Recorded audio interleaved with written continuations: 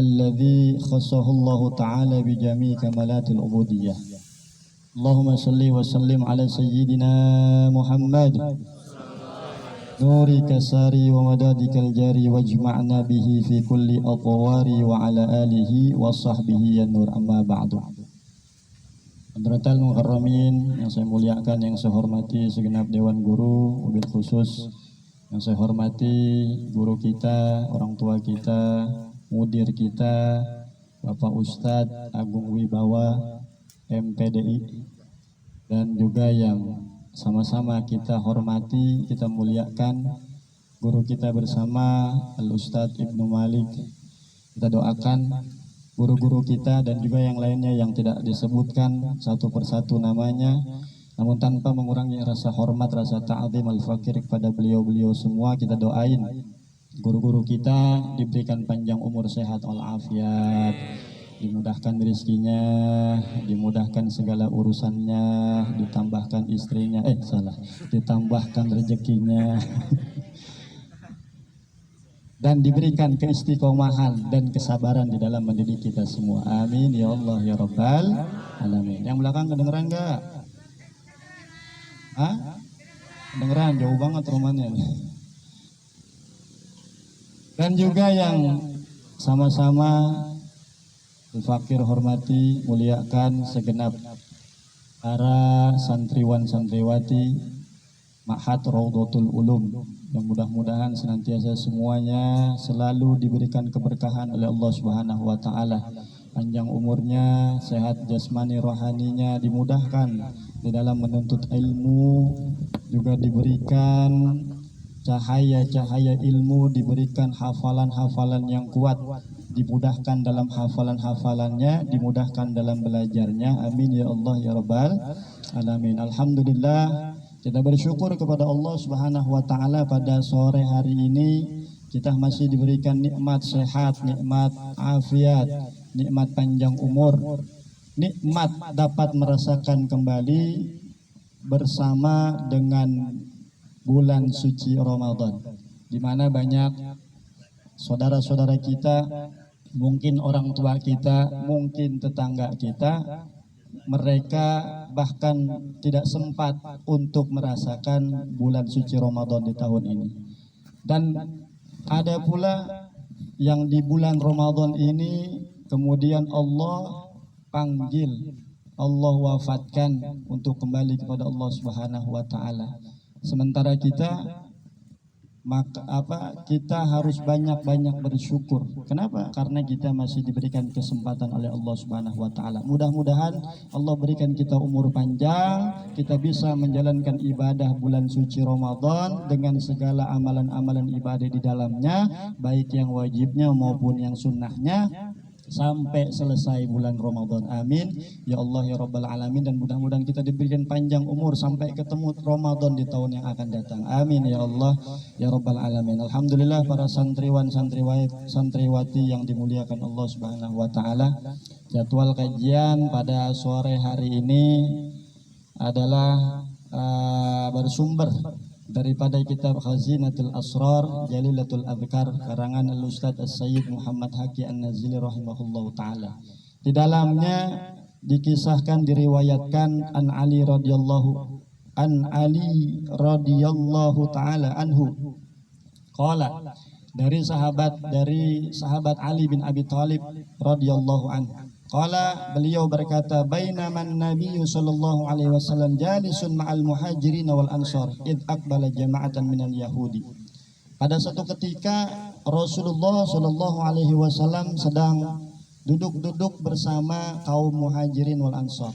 Ini mungkin kalau sekarang ya sedang begini nih, ngumpul-ngumpul, duduk-duduk bareng ngomongin ilmu, ya, duduk di majelis ilmu. Tiba-tiba ada sekelompok jamaah, sekelompok orang Yahudi datang kepada Rasulullah Shallallahu Alaihi Wasallam. Faqalu, kemudian mereka datang bertemu dengan Rasulullah, bertanya kepada Rasulullah. Faqalu, ya Muhammad. Mereka berkata, hei Muhammad. Namanya orang Yahudi, ya, ngomong sama Nabi ini tidak menganggap Nabi, ya nyebut nama, ya Muhammad, hei Muhammad. Inna nas'aluka an kalimatin a'tahunna Allahu li Musa lam yu'tiha illa nabiyyan mursalan aw malakan muqarraba. Kami datang kepadamu ini pengen nanya. Nanya apa? Kamu nanya. Kamu bertanya-tanya. Kalau orang zaman sekarang mungkin diledekin. Muhammad, saya mau nanya, kamu nanya gitu.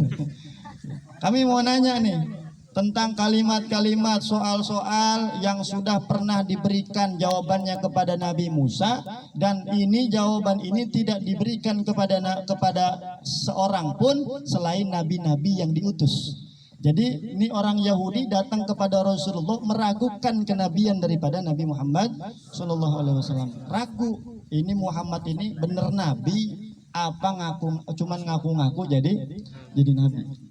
Nanya, kalau kamu benar nabi, kamu pasti bisa jawaban ini. Kenapa? Karena pertanyaan-pertanyaan ini jawabannya sudah pernah dijawab oleh Nabi Musa, sudah pernah diketahui oleh Nabi Musa. Kata Rasulullah, faqala lahum an-nabiyyu alaihi salatu wasalam, is'alu.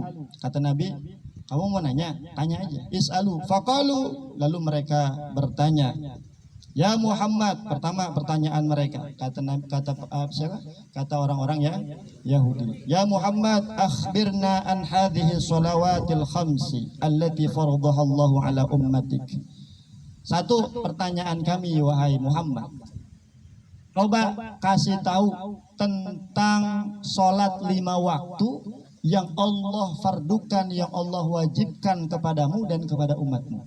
Nabi jawab, faqala alaihi salatu wassalam, amma salatu dhuhri idza zalati syamsu fa innahu yusabbihu kulli syai'in li rabbina. Satu, sholat 5 waktu itu ada yang namanya sholat zuhur. Apa sholat zuhur itu? Kapan waktunya? Idza zalati syamsu, ketika matahari tergelincir. Jadi waktu sholat zuhur itu ketika matahari tergelincir. Ya.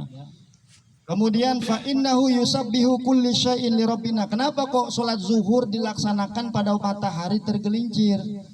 Kata Nabi, karena pada waktu tersebut yusabbihu kulli syai'in li rabbina. Pada saat matahari tergelincir itu adalah waktu di mana seluruh makhluknya Allah, segala yang ada di langit dan di bumi itu sedang bertasbih kepada Allah Subhanahu wa taala.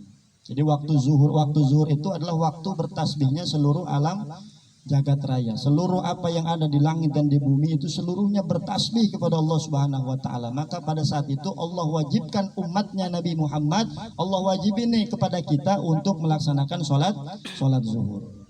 Kemudian sholat 5 waktu itu ada yang namanya sholat asar. Wa amma sholatul asri, adapun sholat asar, fa innaha sa'atu allati akala adamu fiha minasyajarah.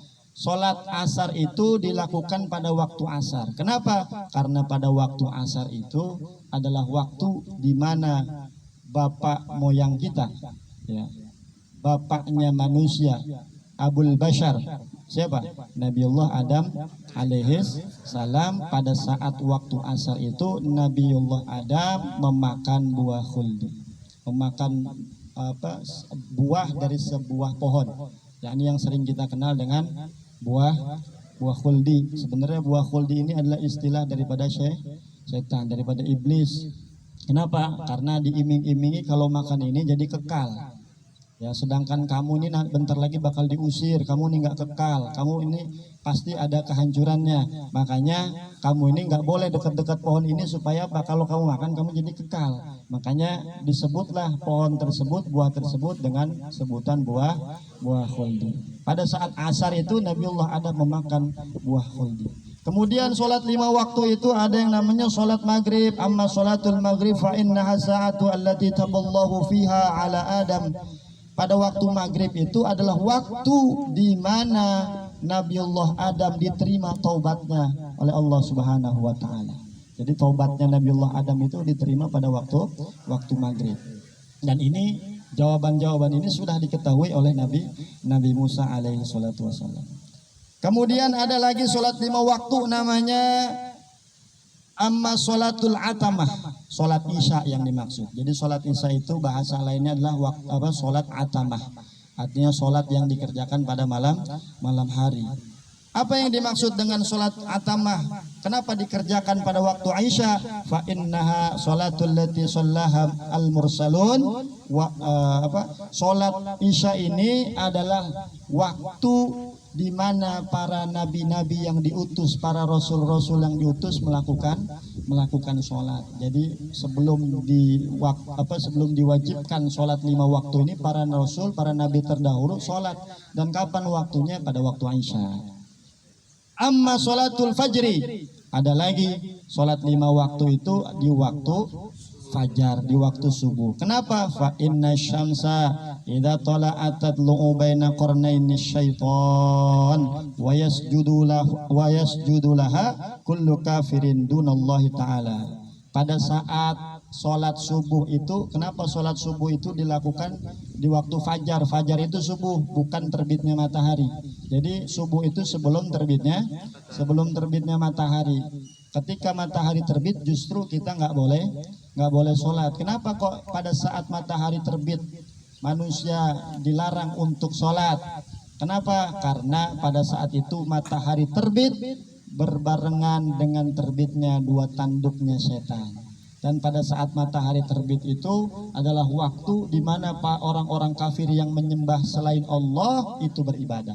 Makanya tidak ada waktu sholat ya setelah melaksanakan sholat subuh. Jadi habis sholat subuh itu nggak ada sholat ba'diyah subuh. Santri jangan sampai ngantuk, ngajinya nggak merhatiin, begitu pulang pengen dilihat sama masyarakatnya, pengen dilihat soleh. Begitu habis sholat subuh dia sholat lagi.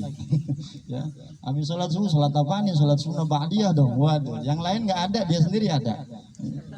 Ini kan ngaco. Kemudian sholatul fa inna syamsa idza tala'at tatlu'u bainal qarnaini syaitan wa yasudulaha kullu kafirin dunallah. Faqalu, beres itu kata orang-orang Yahudi. Faqalu, maka orang-orang Yahudi itu berkata lahu kepada Nabi, sodakta, benar kamu Muhammad. Jadi ngetes, ini pertanyaan ngetes, benar apa enggak ini Muhammad ini seorang rasul, benar enggak Muhammad ini seorang nabi. Kemudian nanya lagi, fama thawabu man shalla dhuhra, kalau begitu apa pahala buat orang yang mengerjakan sholat zuhur? Jadi pahala sholat 5 waktu ini berbeda-beda ya. Ada perbedaan antara sholat yang satu dengan sholat yang lain, keistimewaannya. Secara tidak langsung ini orang Yahudi nanya keistimewaan sholat 5 waktu itu macam-macam. Apa aja? Tolong sebutin. Kata Nabi Muhammad SAW ya menjawab, qala alaihi salatu wassalam, amma sholatul zuhri, adapun sholat zuhur, fa inna sa'atu allati tasjuru fiha jahannam. Pada waktu zuhur itu adalah waktu di mana neraka itu sedang bergejolak. Makanya kalau waktu zuhur itu panas ya. Kita jalan di lapangan panasnya luar biasa. Kenapa? Karena pada saat waktu zuhur itu adalah waktu bergejolaknya matahari. Fa innaha as-sa'atu allati tasjuru fiha jahannam. Fama min mu'min yusalli hadhihi shalah illa haramallahu alaihi adzab jahannam yaumal qiyamah. Maka tidaklah di antara seorang mukmin yang sholat pada ini waktu, artinya waktu zuhur, tidaklah seorang mukmin yang melaksanakan sholat zuhur terkecuali Allah haramkan dia punya jasad tersentuh dengan api neraka. Alhamdulillah, para santri insya Allah sholat zuhurnya nggak pernah ketinggalan, kecuali yang masih tidur. Yang tidur juga dibangunin. Kenapa? Udah waktunya sholat zuhur. Pada waktu sholat zuhur ini panas, matahari sedang bergejolak. Maka sholat zuhur insya Allah jasad kita akan diharamkan terkena sentuhan daripada api neraka jahanam. Kemudian selanjutnya Rasulullah Shallallahu Alaihi Wasallam menjawab lagi, amma sholatul asri. Sekarang sholat asar. Apa keistimewaannya sholat asar? Fa innaha as-sa'atu allati akala Adam fiha minasyajarah. Tadi disampaikan sholat di waktu asar itu, waktu asar adalah waktu di mana Nabiullah Adam alaihissalam memakan buah khuldi. Ya, kemudian setelah makan buah khuldi apa yang terjadi? Nabiullah Adam beserta ibu Siti Hawa dikeluarkan daripada surganya Allah Subhanahu wa taala. Maka kata Rasulullah, "Fama min mu'min yusalli hadhihi shalah illa kharaja min dunubihi kayyaumin waladathu ummuhu." Dan tidaklah seorang mukmin yang mengerjakan sholat di waktu asar terkecuali ia dikeluarkan daripada jasadnya dosanya dan dia bagaikan orang yang baru dilahirkan oleh ibunya. Jadi bersih. Jadi kalau kita, yang namanya kita nih, tiap bangun tidur mau tidur lagi itu pasti yang dikerjain banyakkan dosanya sama pahalanya. Kadang-kadang kita ngaji bikin dosa, lagi ngaji, lagi belajar ngomongin guru, lagi ngaji bikin kesel guru, ya, lagi ngafalin bikin kesel guru. Nah ini banyak dosanya kita. Makanya jangan pernah tinggalin sholat lima waktu, apalagi sholat asar yang mana faedah dari sholat asar ini adalah membersihkan diri kita daripada dosa-dosa. Seolah-olah kita ketika sudah mengerjakan sholat asar, dosa-dosa kita dihapus dan kita bersih kembali bagaikan baru dilahirkan oleh ibu kita. Alhamdulillah. Kemudian yang selanjutnya, amma sholatul maghrib, apa keistimewaan sholat maghrib? Fa innaha sa'atu allati taballahu fiha ala Adam. Pada waktu maghrib ini tadi dikatakan waktu di mana Allah menerima taubatnya Nabi Adam. Fama min mu'min yusalli hadhihi shalah muhtasiban thumma yas'aluhu Allah ta'ala syai'an illa a'tahu iyyahu. Waktu sholat maghrib tadi dikatakan waktu diampuninya, diterima taubatnya Nabiullah Adam alaihi salam. Maka siapa orang, siapa mukmin yang mengerjakan sholat maghrib, mencari ridha Allah Subhanahu wa taala, kemudian dia doa, ya, kemudian dia doa, apa yang terjadi?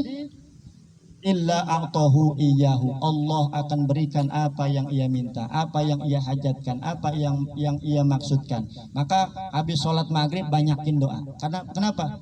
Sholat maghrib itu, ba'da maghrib itu adalah waktu, salah satu waktu diijabahnya doa-doa kita.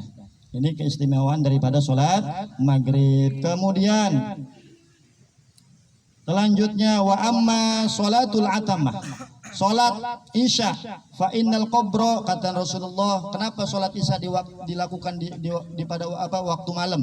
Kata Rasulullah, fa innal qabra dzulmatun wa yaumul qiyamati dzulmatun. Sesungguhnya kuburan itu gelap. Gelap nggak kuburan? Gelap. Kurang gelapnya gimana? Kita ditanam di dalam tanah, habis itu ditimbun oleh tanah. Nggak ada lampu, nggak ada patromak, nggak ada lilin, kita sendirian dikubur rame-rame apa sendiri? Sendiri, gelap kubur tuh, baru di kuburan, belum lagi nanti di mana? Di yaumil qiyamah. Jadi yaumil qiyamah itu gelap, kegelapannya nggak bisa dibayangkan di dunia. Gelapnya di dalam kuburan, panasnya, kadang-kadang dingin. Kalau kehujanan banjir di dalam tanah, belum lagi cacing-cacing tanah, binatang-binatang yang ada di dalam tanah senantiasa selalu menggerogoti kita punya badan. Maka alam kubur ini gelap, terangi dengan sholat isya. Yang bisa menerangi adalah sholat isya. Wa yaumal qiyamah, dan nanti ketika orang-orang yang meninggalkan sholat isya, dalam arti meninggalkan sholat 5 waktu di yaumil qiyamah, akan mendapatkan kegelapan yang luar biasa. Terkecuali orang-orang yang melaksanakan sholat isya atau sholat 5 waktu, ia akan mendapatkan penerangan daripada Allah Subhanahu wa taala. Fama min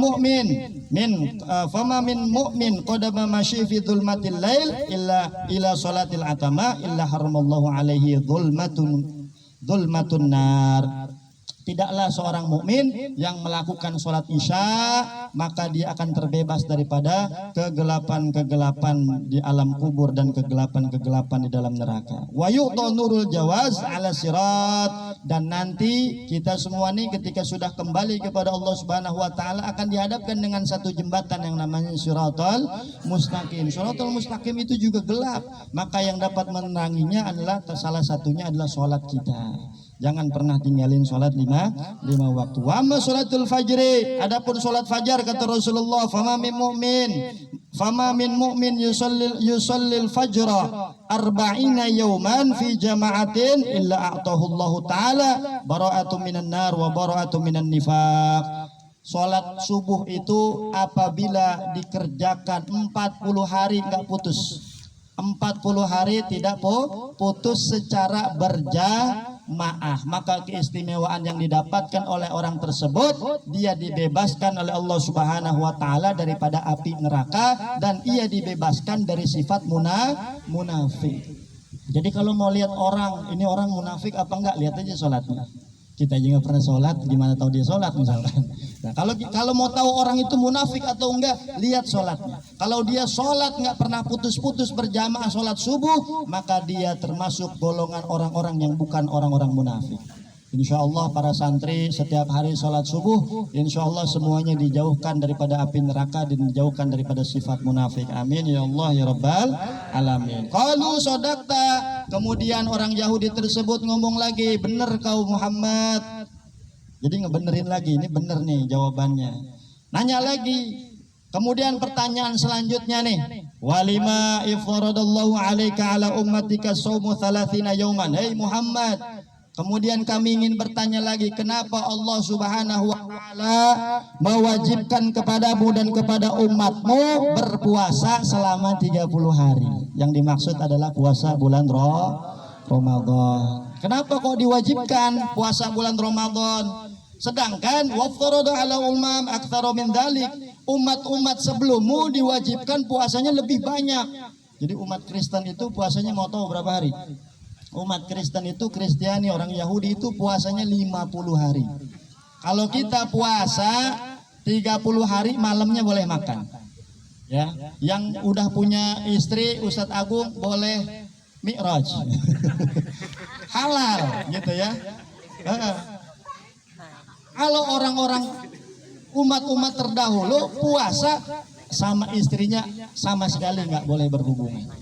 Ya, puasanya lebih lama, dikatakan dalam satu keterangan puasanya itu dari mulai Isya sampai Isya lagi. Jadi 24 jam puasanya. Ya, kapan bukanya tuh wallahu a'lam bishawab.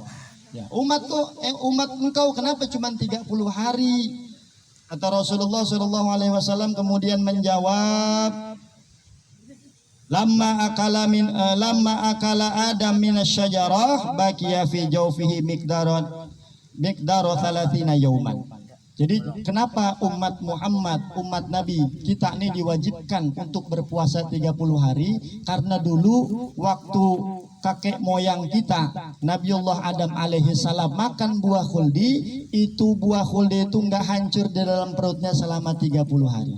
Jadi Allah Subhanahu wa taala wajibkan kepada keturunan-keturunannya untuk berpuasa menahan lapar selama 30 hari. Jadi kalau ini riwayat mau diterjemahkan oleh orang-orang yang orang-orang yang liberal begitu atau radikal, ini kita puasa Ramadan ini gara-gara Nabi Adam kalau begitu. Ya gara-gara Nabi Adam kita disuruh puasa. Ya, cuma kita berpuasa hakikatnya Allah mewajibkan kepada kita di dalam ujung surah Al-Baqarah ayat 183 Allah katakan kenapa kita diharuskan berpuasa, diwajibkan berpuasa, la'allakum tattaqun, supaya kita menjadi orang yang bertakwa. Apa itu takwa? Digital ketawa. Takwa itu adalah imtithalul awamirillahi ta'ala wajtinabun nawahi, menjalankan segala bentuk-bentuk perintah Allah dan meninggalkan segala larangan-larangan Allah. Nah, termasuk bulan Ramadan ini, berpuasa di bulan Ramadan ini adalah bentuk taat kita kepada Allah Subhanahu wa ta'ala. Kemudian ya dikatakan ma thawabu man shoma min ummatika. Nanya lagi tuh orang-orang Yahudi, apa pahalanya bagi orang-orang yang berpuasa, umatmu yang berpuasa di bulan Ramadan? Rasul mengatakan qala ma min abdin yasumu syahrul Ramadan muhtasiban illa atahullahu taala sitta khisalid. Tidaklah seorang mukmin yang berpuasa pada bulan suci Ramadan terkecuali Allah kasih 6 keistimewaan. Apa 6 keistimewaan tersebut? Pertama, awwaluha yudhibul lahmal jazam min jasadi. Kalau orang berpuasa di bulan suci Ramadan, kita punya daging-daging yang haram. Ada nggak daging-daging yang haram di dalam tubuh kita? Bisa jadi ada. Kenapa? Karena bisa jadi kita makan nggak sengaja ada unsur-unsur makanan yang haram. atau yang kita dapatkan daripada perkara-perkara yang haram, kemudian kita makan, jadilah daging-daging yang haram di dalam tubuh kita. Maka untuk membersihkan daging-daging yang haram di dalam tubuh kita, Allah Subhanahu wa taala mewajibkan kita untuk berpuasa. Ustaz pernah cerita di kelas berapa itu. Jadi kalau kita mau bersihin daging-daging yang ada daging, mungkin di dalam tubuh kita ada daging yang haram, jangan kita jangan kita kelet daging kita, wah ini daging yang haram nih belah sini ya, akhirnya kita kita pisahin tuh dagingnya. Bukan begitu, tapi dengan banyak berpuasa. Salah satunya yang Allah wajibkan adalah puasa bulan suci Ramadan. Yang kedua, wathani yuqarribu min rahmatih, orang yang berpuasa di bulan suci Ramadan, maka Allah berikan rahmat turun kepada orang tersebut. Maka di dalam doa para muhibbin, para habaib, ada doa yang mengajarkan kepada kita, alayallah binawrah minal ainir rahimah tudawi kulla ma bi min amradin sakimah. Alayallah, wahai Allah, pandanglah kami dengan pandangan kasih sayang-Mu. Sebab orang yang dipandang oleh Allah Subhanahu wa taala dengan pandangan kasih sayang sembuh daripada segala penyakit di dalam dirinya, sembuh segala penyakit di dalam hatinya. Yang paling berbahaya daripada penyakit jasad itu ya, yang lebih berbahaya dari penyakit jasad adalah penyakit hati. Maka kita banyak-banyak berpuasa agar kita mendapatkan rahmat dari Allah Subhanahu wa taala. Kemudian yang ketiga, orang yang berpuasa di dalam bulan suci Ramadan yu'tihi khairul a'mal. Rasulullah sebutkan orang yang berpuasa di dalam bulan suci Ramadan, Allah kasih dia sebaik-baik amal. Khairul a'mal. Kenapa? Karena di dalam hadis qudsi Allah Subhanahu wa taala, innama shaumul li wa ana ajzi bihi. Sesungguhnya puasa itu beda dengan amalan-amalan yang lain. Kalau amalan-amalan yang lain pahalanya udah bisa dihitung. Kalau puasa atau Allah, tidak ada orang yang bisa menghitung pahala puasa. Kenapa? Innahu li wa ana ajzibi. Sesungguhnya puasa itu hanya untukku dan gak ada yang tahu berapa aku akan balas pahala yang aku akan berikan kepada orang yang berpuasa tersebut. Kenapa kau begitu? Iya, puasa itu adalah ibadah khusus yang gak bisa dipakai ria-riaan. Kalau kita sholat bisa ria apa enggak? Masih datang ke masjid, niatnya apa? Pakai sarung baru, pakai baju baru, pakai sorban baru, pakai peci baru, niatnya pengen ria. Kalau kita sedekah, apalagi sedekah zaman sekarang, orang sedekah tuh wah luar biasa. Mau sedekah apa yang terjadi? Tolong fotoin. Alasannya buat apa? Buat padahal buat dikirim di media sosial, bikin status. Alhamdulillah hari ini saya sudah sedekah. Nah ini ya. Kalau puasa bisa nggak orang pamer puasa? Pura-pura orang juga tahu ini bulan Ramadan, banyak orang yang lemas gitu. Tapi lemesnya kita atau enggak, itu cuma Allah dan kita sendiri yang tahu. Makanya ibadah puasa ini ibadah khusus, dikatakan ibadah khairul a'mal, sebaik-baiknya amal. Sebaik-baiknya amal yang dilakukan oleh umatnya Nabi Muhammad adalah puasa. Kemudian warabi, yang keempat, orang yang berpuasa yu'amminu minal ju' wal atas. Nanti pada hari kiamat itu orang-orang pada kelaparan. Nggak ada lagi orang yang jual nasi uduk, nggak ada lagi orang yang jual es cendol. Mau jajan di mana nanti hari kiamat?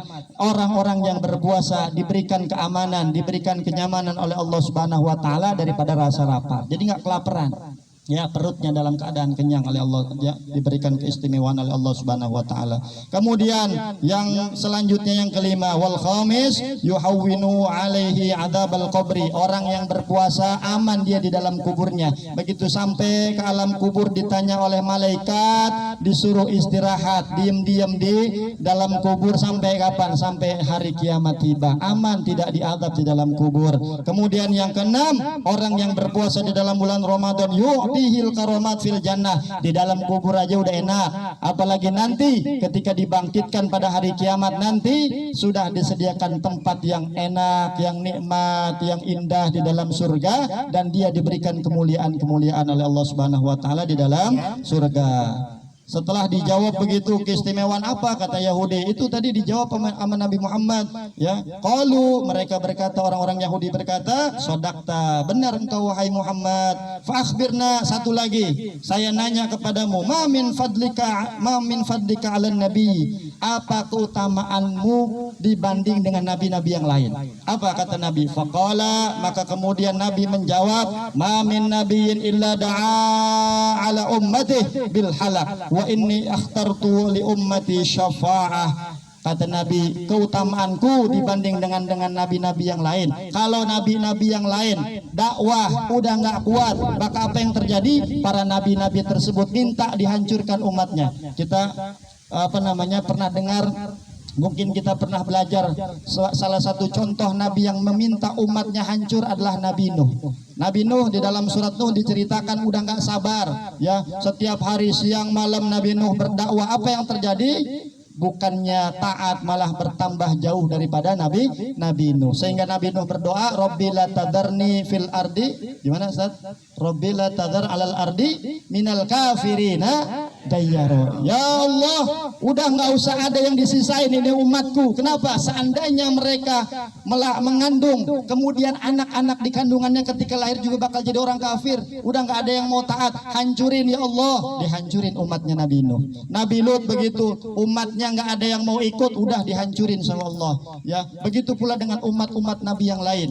Tapi Rasulullah SAW katakan, ini akhtartu li ummati asyafa'ah. Kalau ada umat-umatku yang membangkang, kalau ada umat-umatku yang melawan kepadaku, tidak mau ikut kepadaku, maka aku lebih memilih syafaat untuk mereka. Pernah suatu ketika Rasulullah dakwah ke Taif, Rasulullah tidak diterima dengan baik, bahkan Rasulullah ditimpain batu, anak kecilnya, orang dewasanya, orang tuanya ikut ngelemparin Nabi Muhammad sehingga kaki Rasulullah itu berdarah-darah, baju Nabi sampai sobek-sobek. Kemudian setelah itu datanglah malaikat Jibril nawarin jasa. Ya Rasulullah, kalau seandainya engkau mau, aku bisa angkat ini gunung Uhud menimpa daripada badan-badan mereka. Apa kata Rasulullah SAW? Jangan wahai Jibril, innahum qaumun la ya'lamun. Mereka itu adalah kaum yang belum tahu, yang belum mengerti. Barangkali suatu ketika Allah Subhanahu wa taala berikan hidayah kepada mereka. Kalaupun mereka tidak mau masuk Islam, maka cucu-cucu anak-anak mereka yang bakal masuk Islam. Terbukti, ya, Abu Jahal begitu sangat memusuhi Rasul sampai mati, namun anaknya Ikrimah bin Abu Jahal menjadi sahabat Rasulullah, menjadi pejuang di dalam menyebarkan agama Islam bersama-sama dengan Rasulullah Shallallahu Alaihi Wasallam. Kata umat Yahudi tadi menjawab, qalu sodakta. Kalau tadi orang Yahudi ini ngomong Muhammad, setelah Rasulullah menjawab pertanyaan yang terakhir, Rasul lebih memilih untuk memberikan syafaat kepada umatnya. Apa kata orang Yahudi ini? Sodakta ya Rasulullah, benar engkau wahai Rasulullah. Nashhadu alla ilaha illallah wa annaka Muhammadur Rasulullah. Wahai Nabi, wahai Rasul, saksikanlah pada saat ini aku bersaksi tiada Tuhan selain Allah dan sesungguhnya engkau adalah utusan Allah. Umat Yahudi tadi baru percaya setelah mendengar jawaban-jawaban atas pertanyaan-pertanyaan yang dilemparkan oleh orang-orang Yahudi kepada Nabi, dan jawaban tadi benar semuanya. Nah, mudah-mudahan kita menjadi umatnya Rasulullah, jadilah umat yang baik, jadilah umat yang taat, laksanakan segala perintah Allah, perintah Rasul, termasuk perintah di dalam berpuasa di dalam bulan suci Ramadan. Mudah-mudahan kita senantiasa selalu diberikan keistiqomahan, diberikan kekuatan untuk senantiasa dapat menjalankan ibadah-ibadah di dalam bulan suci Ramadan dengan penuh maksimal. Amin ya Allah ya Rabbal Alamin. Itu yang bisa disampaikan. Sebentar lagi kita akan melaksanakan berbuka puasa. Kata Rasulullah, lis-shaimi farhatani, farhatun indal iftar wa farhatun indal liqa'i rabbi. Ada dua kebahagiaan yang didapatkan oleh orang yang berpuasa. Satu adalah bahagia ketika buka puasa. Senang apa enggak buka puasa? Senang, ada kolak, ada es teh gitu ya, ada gorengan, ada nasi kebuli. Nasi kebuli ada nggak tuh? Oh, nggak ada. Macam-macam ya. Senang kita puasa. Lebih senang lagi ketika nanti kita sudah bertemu dengan Allah Subhanahu wa taala, karena dikatakan kenikmatan di dalam akhirat nanti yang terbesar bukanlah kita masuk ke dalam surga, namun bertemu dengan Allah Subhanahu wa taala dan bertemu dengan Nabi Muhammad sallallahu alaihi wasallam. Kurang lebihnya mohon maaf. Khutbah sofa wa da'ma qadar. Billahi taufik wal hidayah. Assalamualaikum warahmatullahi wabarakatuh.